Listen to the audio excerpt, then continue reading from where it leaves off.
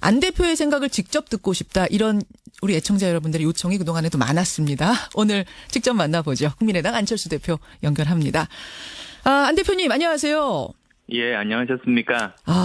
내일부터 나흘 동안 진행을 하는 거네요. 투표. 예, 그렇습니다. 예. 수목 27, 28일 날 온라인 투표, 그리고 29, 30 금토 이제 전화 투표 거쳐서 올해 마지막 날 31일 날 결과 발표됩니다. 31일 날. 올해 마지막 날 그럼 만약 찬성이 많이 나온다면 올해 마지막 날 통합 선언을 하시는 겁니까? 그러면 이제 전 당원의 뜻이 통합이라고 믿고 이제 1월 달부터 추진해 나가는 거죠. 예, 1월 1일부터 추진을 하고 31일에 선언을 하고 이렇게 되는 거군요. 선언이라기보다 그 당원의 뜻을 이제 받들어서 예.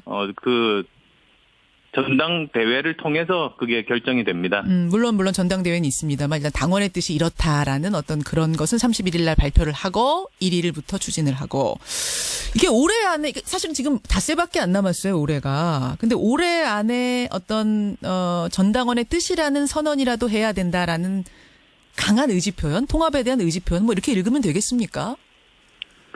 제가 지난 2달 동안 당내에서 그리고 또 당원들 포함해서 여러분들 말씀을 들었습니다만 예.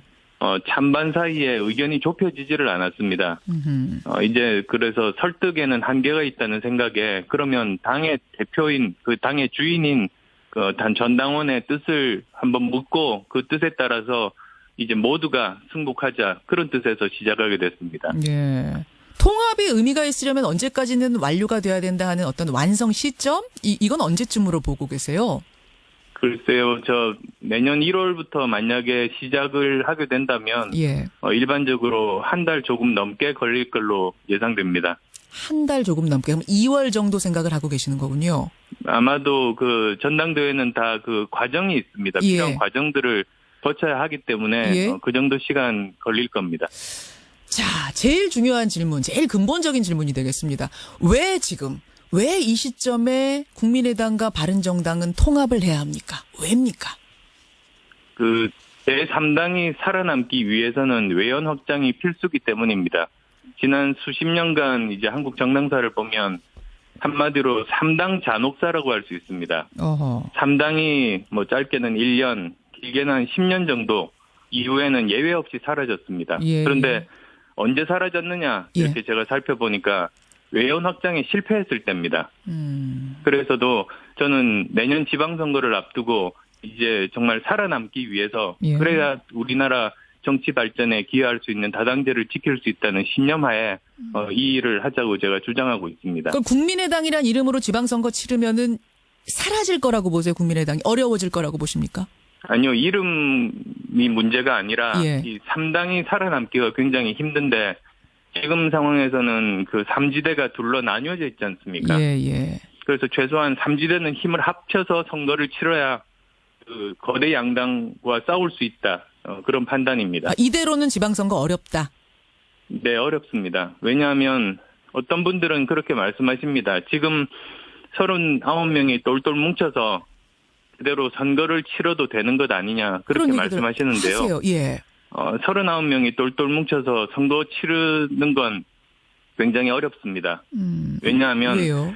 일단은 이제 통합을 하지 않으면 예. 바른정당 의원들 중에서 뭐 절반 이상이 자유한국당으로 가서 자유한국당이 1당이 되게 됩니다. 아하. 그러면 그대로 가만히 있지 않습니다. 민주당에서 결국은 뭐 유일한 그 상대인 국민의당 의원들 빼가기가 진행이 됩니다. 예. 그러면 저희들은 외연 확장 기회도 있고 의원들도 30명 정도로 축소되게 됩니다. 그러면 사실은 더 소멸이 빨리 옵니다. 그렇게 보시는 거군요. 그래서 그걸 막으려고 하는 겁니다. 지금 이 타이밍 아니면 이 타이밍 놓치면 어렵다. 그래서 마지막 주 지금 왜 이렇게 서두르냐라는 얘기를 들으면서도 나는 서두를 수밖에 없다. 이런 말씀이신 것 같아요. 예, 그렇습니다. 근데 지금 설명하신 그 통합의 이유에 대해서 이제 대표적인 반론을 좀 추려보면 한 서너 가지가 되더라고요. 첫째, 아무리 확장성, 외연 확장이 중요하다고 한들, 표가 중요하다고 한들, 어떻게 바른정당하고 통합을 하느냐. 바른정당의 뿌리가 어디인지 알면서 혈액형이 다르다 뭐 이런 표현을 박지원 전 대표는 쓰셨던데 혈액형이 다른 그 당하고 어떻게 하나가 될 수 있느냐 어떻게 생각하십니까? 예, 혈액형 같은 사람끼리 결혼하는 건 아니지 않습니까? 혈액형이 같아야만 하는 건 아니다. 예. 바른정당 같은 경우는 그 작년 탄핵 때 생각해 보십시오. 탄핵은 처음 시작은 국민의당이 했습니다. 예. 그리고 또 이제 탄핵 통과 그 마지막 그 마무리는 바른정당이 했습니다. 어허. 그리고 사실 그 과정 중에 그 민주당은 눈치만 보고 있다가 나중에 뛰어든 겁니다. 그래서 저는 이번 통합의 의미가 탄핵의 시작과 마무리를 했던 그 주체들이 힘을 합한다. 저는 그렇게 보고 있습니다. 아, 오히려 탄핵이 그러면은 중간에 뭐라고 해야 되냐? 중시나비가 된 겁니까? 결혼 사이, 네? 결혼을 하는데 두 당이 결혼하는데 탄핵이라는 요소가 그러니까 어떤 중재를 연결시켜준 소개팅 주선자가 된 저는 건가요? 굉장히 중요하다고 봅니다. 탄핵에 그 동참하고 그리고 두 번의 탈당을 거쳐서도 그 따뜻한 아랫목으로 돌아가지 않고 계속 반자유한국당에 기치를 내건 바른정당이면 우리 국민의당과 함께 힘을 합하는 게 굉장히 자연스럽다. 그렇게 봅니다. 근데 기왕에 이제 시중에 나오는 얘기니까 제가 솔직하게 좀 질문을 드릴게요. 안철수 대표님. 혹시 이게 안철수 대표의 개인적인 꿈, 대통령이 되고자 하는 욕심 때문에 이렇게 추진하는 건 아니냐. 어떤 중도 보수 쪽으로 옮겨갔다가 보수의 아이콘이 되고자 하는 이런 욕심 때문은 아니냐. 이런 질문 나오는 건 알고 계시죠? 그것도 좀 어이없는 그런 주장입니다. 왜냐하면 예. 지금 내년 지방선거 제대로 못 치르면 당이 사라지고 뭐 저도 미래가 없습니다. 저는 내년 지방선거에 모두 다 올인하고 있습니다. 지금 이런 상황에서 올인해도 이길까 말까 하는 그런 판국에 예. 뭐 5년 후 대선까지 이렇게 머리 복잡하게 생각하는 사람이면 오히려 저는 어리석다 그렇게 생각합니다. 아, 지금 그러니까 5년 후를 내다볼 정신이 없다. 당 살리는 것만으로도 벅차다 이런 말씀이세요. 네, 그렇습니다. 그리고 그게 지금 현재 정말로 객관적이고 엄정한 현실입니다. 그 말씀을 돌려보면은 지금 당을 살려놔야 이렇게 해야만 내 5년 후도 생각할 수 있다. 이런 말도 되는 거네요. 지금 그리고 또 거기에 우리가 보수화된다 이런 말도 있지 않습니까? 예. 그런데 저는 뭐가 두려운지 모르겠습니다. 우리 40명의 의원하고 예. 이제 바른정당의 10명 의원하고 합치면 전부 다 이제 바른정당과 같은 정체성을 가진다는 말인데요. 저는 그렇게 생각하지 않습니다. 오히려 우리 당이 원래 추구했던 그 방향, 예. 그러니까 그 성찰적인 그 진보, 그리고 또 혁신적인 그 보수, 함께 가자. 그게 우리 당의 창당 정신인데 둘이 합쳐서 비로소 양날개가 되는 겁니다. 예. 아니 그런데 지금 그 40명 의원들이 똘똘 뭉쳐서 다 같이 통합에 찬성하면 모르겠습니다만 투표금지 가처분 신청에 서명한 의원이 20명입니다.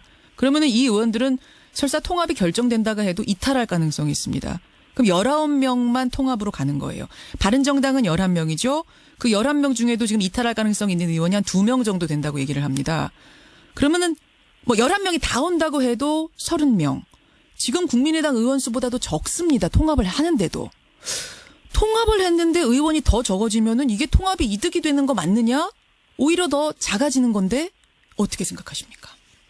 예, 그 가처분 신청에 참여한 20분 중에서 정말로 반대하는 분도 계시고 어떤 분들은 정말 당이 더 이렇게 분열하는 것을 막기 위해서 일단 이 전당원 투표만은 어떻게든 연기라도 해야 되겠다. 그런 생각까지 다양하게 그렇게 참여하셨습니다. 아, 통합에 반대해서 참여한 게 아니라 일단 이 갈등 상황을 어떻게 막아보자는 생각에 참여하신 분도 계신다. 몇 분이나 그런 분으로 파악하고 계세요? 예, 거기에 꽤 여러 분도 계십니다만 뭐 제가 구체적인 숫자를 언급하는 거는 적절치 않고 최대한 예. 제가 그분들도 개인적으로 뵙고 설득하겠습니다. 아, 지금 뭐 나오는 얘기로는 한 중도였던 의원들 한 3명 정도가 거론이 되던데 적어도 그 3명 정도는 설득 가능하다고 보시는 겁니까? 아니, 더 많은 분들 찾아뵙고 설득하려고 합니다. 아, 더 많습니까? 그 다음에 또 말씀하셨던 더 이렇게 줄어드는 마이너스 통합 이런 말씀들도 하시는데요. 예. 사실은 저는 각 당의 지지도가 지금 5%입니다. 예. 근데 저희들이 이제 하려고 하는 것은 5%와 5%가 만나서 국민 지지율이 사실은 가장 중요한 점 아니겠습니까? 예. 정당에서 가장 중요한 건 국민 지지율인데 5 플러스 5가 15 내지 20이 될 수 있다. 그러니까 이건 마이너스 통합이 아니고 플러스 통합이다. 그렇게 말씀드립니다. 의원 수가 문제가 아니라 국민 지지도가 문제다. 물론 그 여론조사를 놓고도 이게 얼마나 신빙성이 있는 거냐 통합 반대파에서는 의문을 제시하시긴 합니다만 안철수 의원이 생각하기에는 지지율은 분명히 오를 것이다. 근데요, 안 대표님, 설사 그렇다 하더라도 당 소속 의원의 절반이 반대하는데 너무 밀어붙이듯이 가는 건 아니냐, 이런 의견도 있어요. 정동영 의원이 지난주 금요일에 여기 출연하셔서 박정희식 유신 찬반 투표를 보는 것 같다. 골목 독재다. 이런 표현까지 쓰셨습니다. 어떻게 생각하십니까? 저는 끊임없이 그 의견들을 나누고 설득을 했습니다만 절대 좁혀지지 않은 지점들이 있습니다. 따라서 저는 그러면 그 당원들이 주인이시니까 당원들께 물어보자. 그리고 거기에 승복하자. 만약에 그 통합에 반대하는 그런 당원들이 더 많으시다면 저는 대표직 사퇴하겠다. 그리고 또 만약에 통합에 찬성해서 통합이 되더라도 예? 저는 백의종군하겠다. 저는 모든 건 내려놓고 우리 당이 살아남기 위해서는 통합이 되어야 되고 저는 그것을 위해서는 모든 것들을 다 바치겠다고 그렇게 말씀드린 겁니다. 모든 걸 내려놓고 지금 말씀하셨어요. 설득을 그러니까 해볼 수 있는 데까지 해봤다라고 생각하시는 건가요?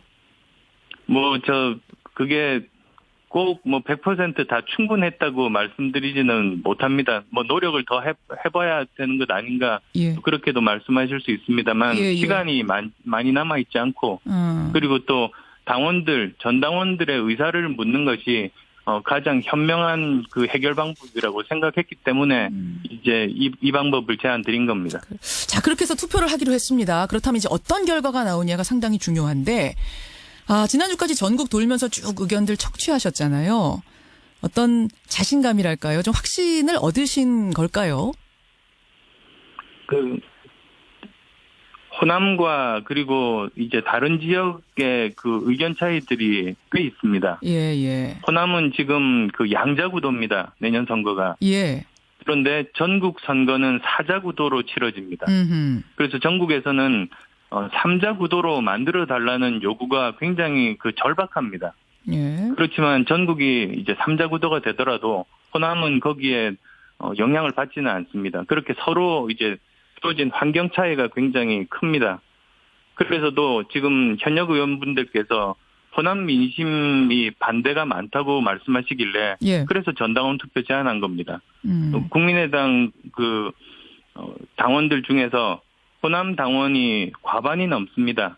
예. 50%가 훨씬 넘습니다. 예. 그러니까 일반 여론조사보다도 더 호남 민심을 제대로 반영할 수 있는 방법이라고 보고 그래서 제안하게 된 겁니다. 그러면 찬성이 많이 나올 거다라는 확신 같은 건 없으신 거예요? 네, 저는 어떤 결과가 나오든 겸허하게 받아들일 겁니다. 제가 왜 이 질문을 드리냐면 지금 의원 수가 39명인데 20명이 투표금지 가처분 신청까지 서명한 상태이기 때문에 의원들의 이런 반발 속에 통합이 힘을 얻으려면 아슬아슬한 찬성도 안 내고 사실은 압도적인 찬성, 최소한 70% 찬성은 나와야 힘을 받을 거다, 이런 얘기가 나와서 말입니다. 예, 저는 어떤 결과가 나오더라도 그건 이제 당원들의 명령 아니겠습니까? 예. 그래서 저 포함해서 모든 의원들이 함께 다 승복해야 된다. 그렇게 생각합니다. 다 함께 승복을 해야 된다. 근데 대표님, 주변에서 이제 안 대표님 주변에 걱정하시는 분들 가운데 이런 얘기하는 분들도 계세요. 만약 뚜껑 열었다가 반대표가 더 많이 나오면 그때는 대표직 내려놓는 정도가 아니라 더한 걸 각오하셔야 되는 상황이 올 수도 있다. 왜냐하면 정치라는 건 생물이기 때문에 후폭풍이 어마어마할 수 있다. 그 정도 각오도 되신 거냐라고 묻습니다. 어떤가요? 저는 어떤 것도 할 수 있습니다. 더 큰 후폭풍도 다 제가 감당해야 될 몫입니다. 아니, 제가 그럼 단도직입적으로 질문 드릴게요. 정말 반대표가 많이 나오면 정계 은퇴를 해야 되는 상황까지도 몰릴 수 있습니다. 그 정도 각오도 되셨단 말씀이세요? 저는 재신임 묻고 있습니다. 그래서 재신임이 안 될 때 어떻게 할 거냐, 그건 이제 당원분들께서 판단하실 겁니다. 모든 걸 내려놓으신 건 맞습니까? 그 안에 모든 경우의 수가 다 있는 건 맞습니까? 저는 지금 재신임이 안 되면 예? 당연히 사퇴해야만 하고 예. 만약에 또 재신임이 돼서 통합이 된다면 그때도 그러니까 대표직은 당연히 그렇고요. 대표직은 당연히 그렇고요. 그랬습니다. 대표직 이상의 것도 내려놓으실 각오까지도 됐단 말씀이십니까? 저는 우리 당 살리기 위해서는 모든 것을 다 지금 걸었습니다. 아, 알겠습니다. 예. 모든 것을 걸었다. 그 말 안에 그 모든 가능성, 마지막 가능성까지도 다 열어놓고 나는 가는 거다라는 그 의지가 읽히는데 어제 20명이 그 가처분 신청을 내면서요. 이런 얘기를 했습니다. 투표율이 3분의 1이 안 되면 아예 의결 정족수가 안 돼서 투표함을 못 연다. 이런 주장도 나오는데 어떻게 생각하세요? 네, 그건 가능하지 않은 주장입니다, 사실. 왜 그러냐면, 예. 저희들이, 국가에는 헌법하고, 그 다음에 그 하위에 있는 여러 가지 법률이 있지 않습니까? 예. 마찬가지로 당에는, 헌법에 해당되는 당헌이 있고, 그 다음에 법률에 해당되는 당규가 있습니다. 예. 예, 근데, 이 전당원 투표에 대해서는 당헌에도 규정이 있고 당규에도 규정이 있습니다. 아, 이건 반드시 되는 거다. 그런데 이제 지도부가 이제 시행하는 그 전당원 투표에 대해서는 헌법, 당헌에 규정이 돼 있고 거기는 3분의 1 그런 규정은 없습니다. 알겠습니다. 그런데 당규에는 그 일반 당원들이 요청했을 때 그게 남용되지 말라고 3분의 1 규정이 있습니다. 그래서 마치 더 하위 법률 중에 한 가지를 가지고 이제 헌법이 잘못됐다고 주장하는 그런 꼴입니다. 알겠습니다. 예. 아, 사실은 더 듣고 싶은 질문들 많은데요. 오늘은 여기까지 듣는 것으로 하겠습니다. 안철수 대표님